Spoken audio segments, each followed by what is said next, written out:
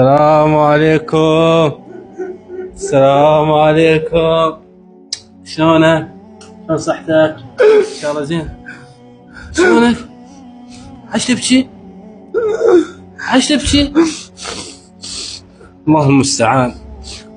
الله المستعان. بس شلونك زين؟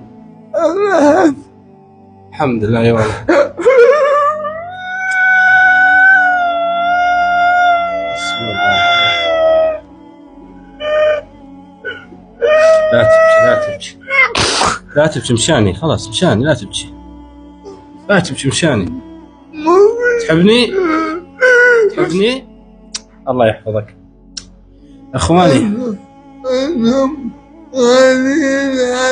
دمعتك غالية والله غالية. دمعتك غالية يا عم.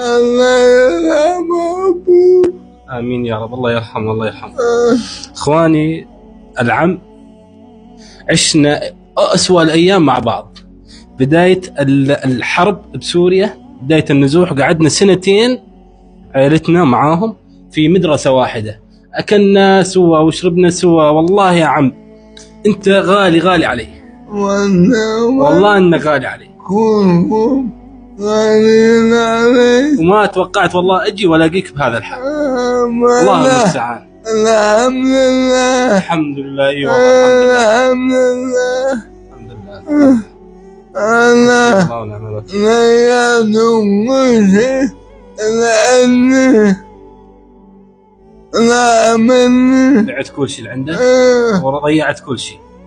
الله المستعان. معلش أنا عايش، أنا عايش مشان جيت تعالج بالشام. ابشر ابشر بالعلاج وابشر باللي يرضيك باذن الله. الله يحفظك. هات بوسه على الراس. ابشر. ربعي والناس اللي راح تشوفك هذا ما راح تتركك وراح تفزع لك ان شاء الله، وتطلع وتتعالج ان شاء الله وتصير احسن من قبل ان شاء الله باذن واحد احد. لا تبكي لا تبكي خالد، خلاص لا تبكي. شاني لا تبكي. شاني لا تبكي.